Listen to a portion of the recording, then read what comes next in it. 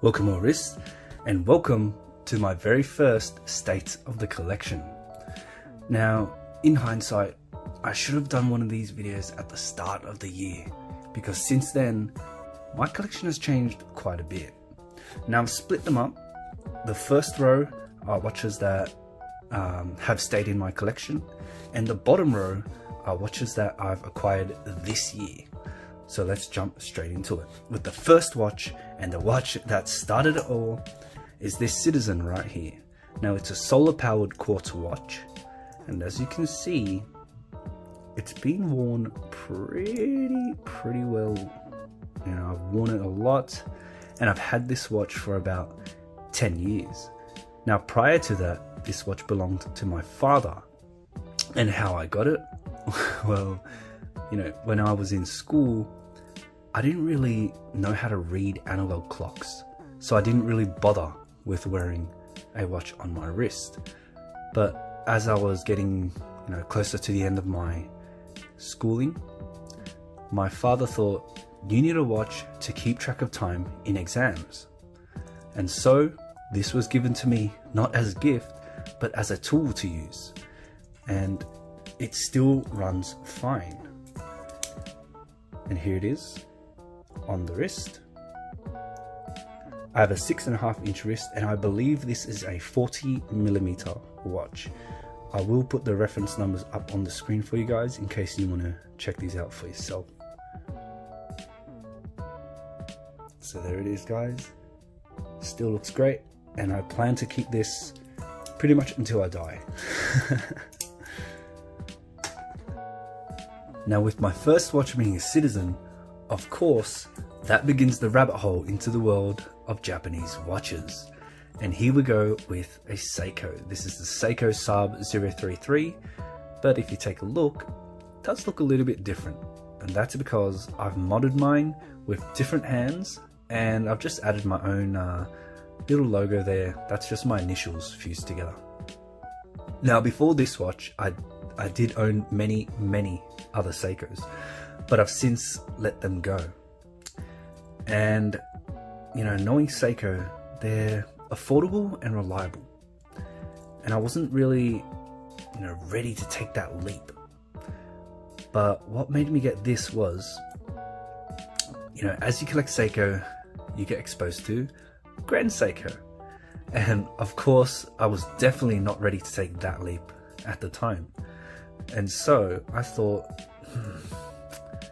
you know, the price was slowly increasing on these, and I kept thinking to myself, I could get, you know, multiple watches for the price of this.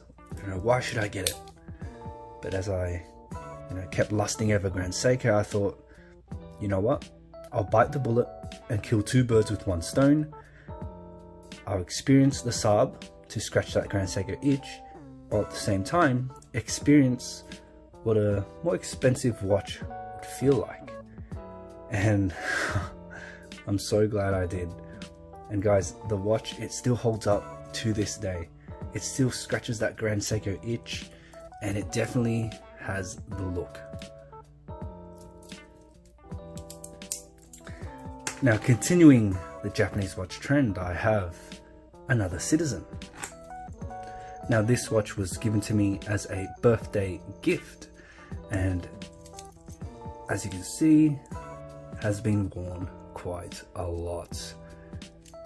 And that's because, guys, the dial, I just absolutely love the dial on this watch and the Roman numerals. So this is my only Roman numeral watch, but you know, I feel like I don't need another one. I mean, just look at it. It's so clean. The blue really gives it a pop of color, and the texture on the dial makes it really nice and interesting. And guys, this is an affordable watch, and look what they can do. You know, people who say cheap affordable watches aren't great, then maybe they're just not looking at the correct watch. Let's see it on wrist. And guys, this is a 40mm watch, and I have about a 6.5 inch wrist. Nice classic watch, and one that will definitely be staying in the collection. Now next up we have my Omega Aqua Terra 41mm with that gorgeous green dial. Now guys, this watch was my first luxury watch, and after I bought the Saab, you know, my watch collecting kind of came to a halt. So I was able to save up a lot of money and thought to myself, it would be really nice to own a really nice watch, you know, an expensive watch. And I just thought, you know, after lusting for the Aqua Terra for so long, and they, you know, recently released this green dial, I thought, yep, now's the time. Found one for a really great price, and I just said, it's go time. So this is a 41mm watch. I have a 6.5-inch wrist, and guys, I absolutely love this watch, and I don't think I'm ever going to let this watch go. I mean, my first luxury watch, you know, this is the watch that inspired me to start this channel, you know. It's just, this watch is really special to me, and I think it'll always just, I'll always have it. It's a great watch, really reliable. I've worn it to so many occasions, casual and formal, and it just works in both. Great one watch collection right here.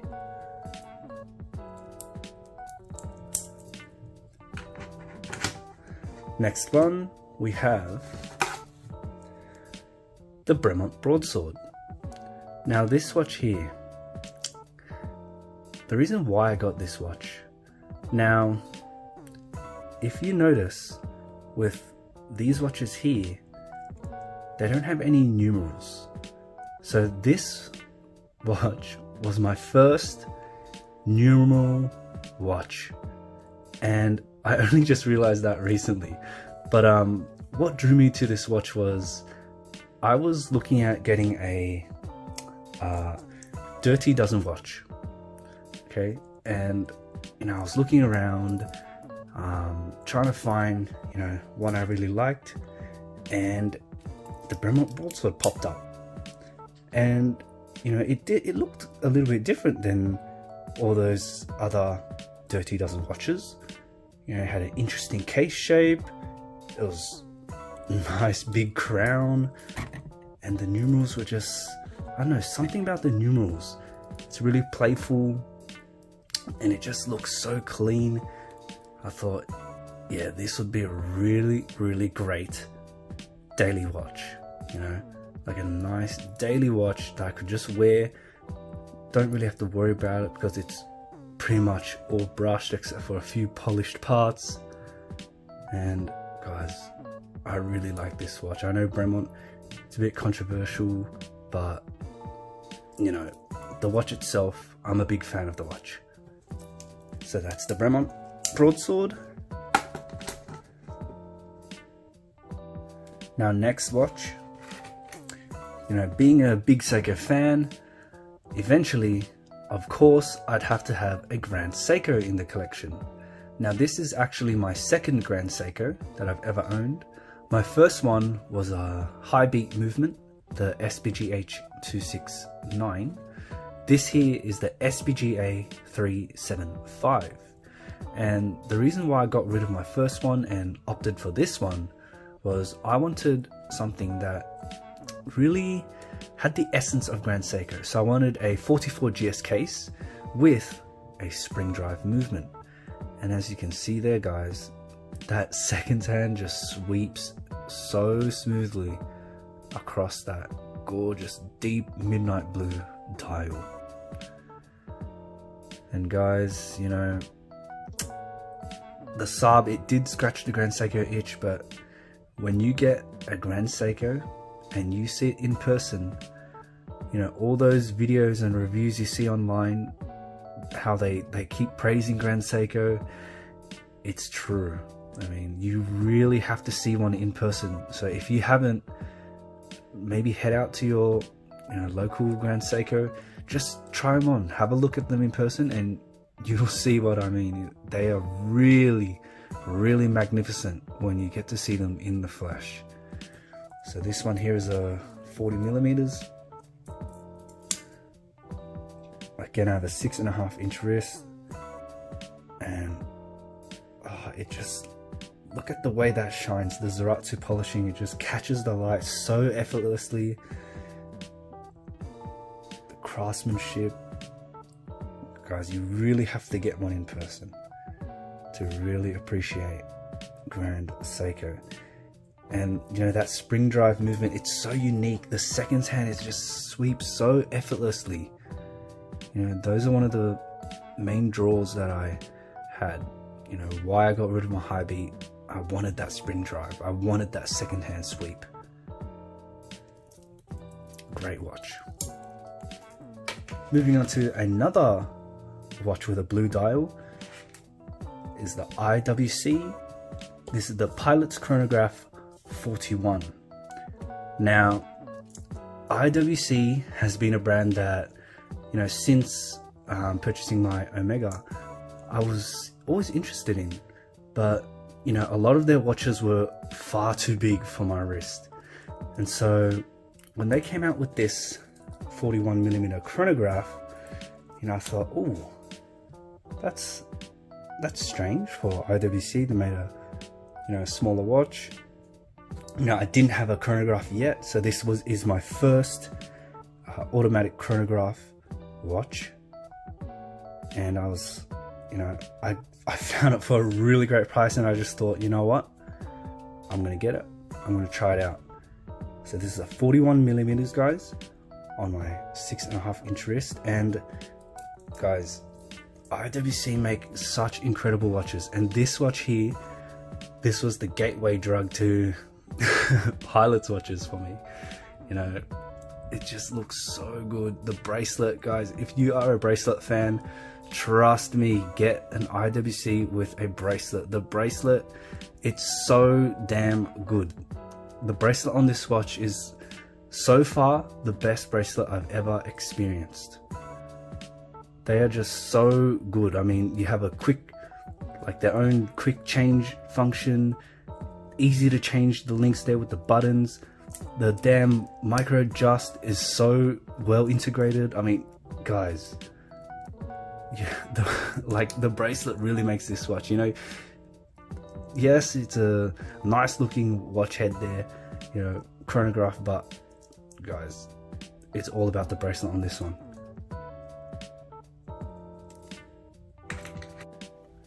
Next watch, guys, is my Hamilton Khaki Field Mechanical with a white dial.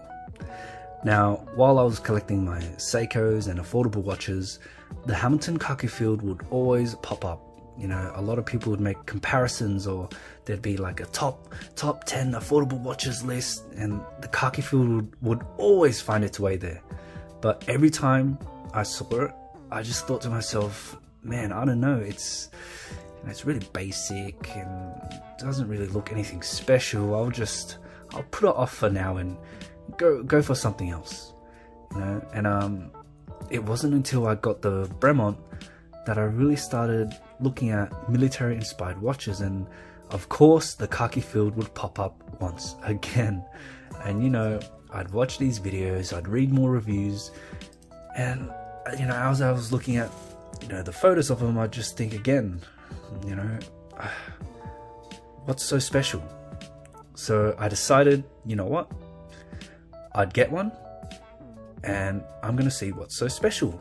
And guys, I was not ready for how much I would end up liking this watch. And I'll be honest, this watch is one of my most favorite watches in my collection, and I will never ever let this watch go. That's how much I like it. I mean, the white dial with this lume, I mean, the color of the lume, it's so warm. It has this warm feeling to it whenever I look at it and whenever I wear it.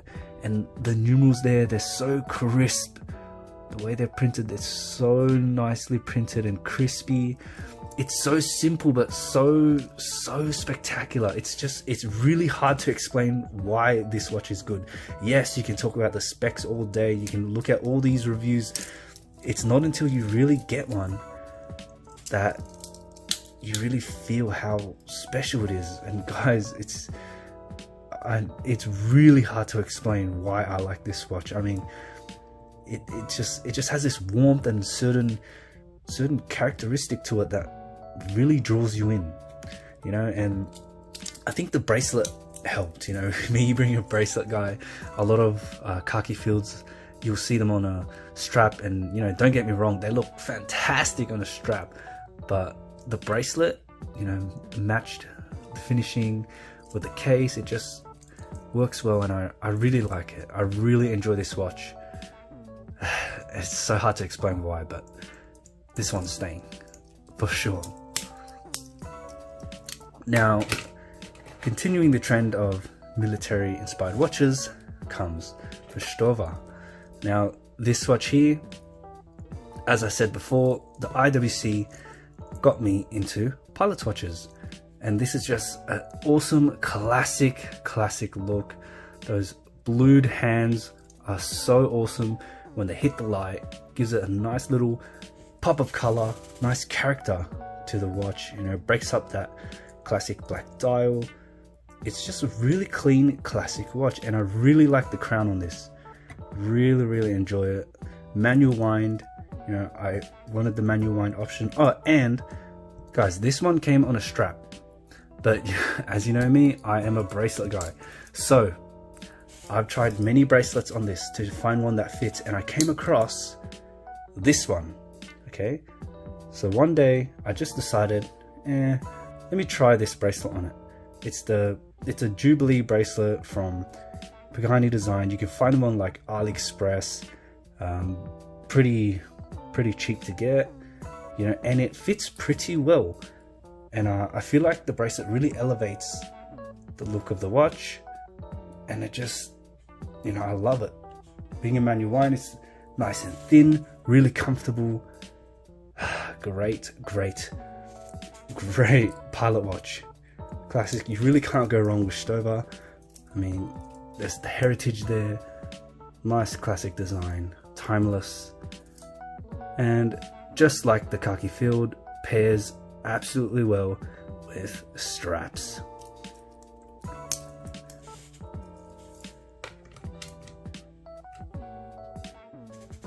Last watch in my collection, and also my most recent purchase, is the Rolex Air-King. This is the new reference 126900. Now, being a watch collector, I think at one stage we all envision owning a Rolex, and as I was looking through the catalogue, nothing really jumped out to me except for the Air-King. Now, because I like green, I think the green secondhand and the logo really helped. I also was looking for a watch that, you know, I could wear every day, and being a mainly brushed finish, it definitely fit that criteria. Now, the dial is very interesting, it's very unique. A lot of people say it's the ugly duckling, but not to me. I don't think so. It's the dial's just really interesting to look at. You know, it's has its own character. You know, it stands on its own.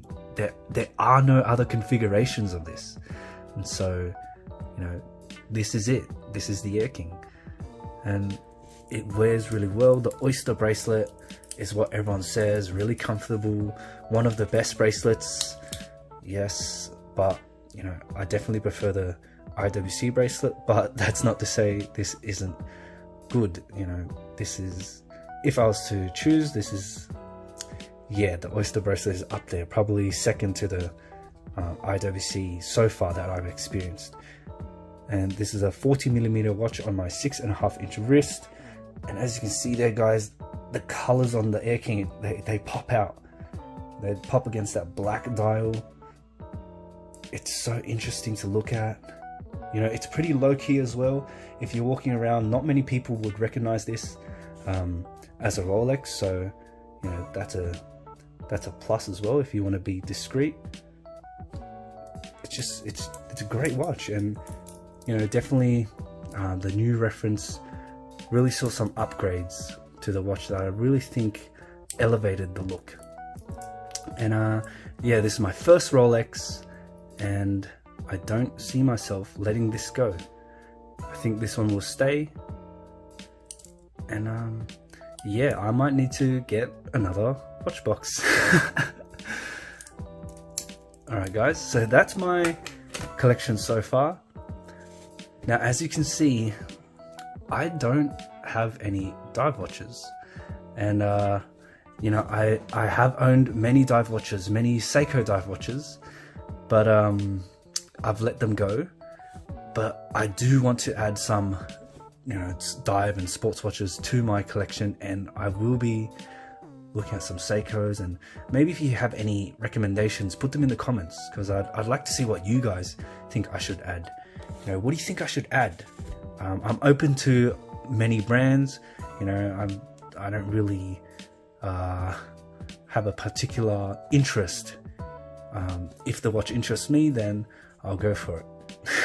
Anyway guys, thanks for watching, and I'll see you in the next video.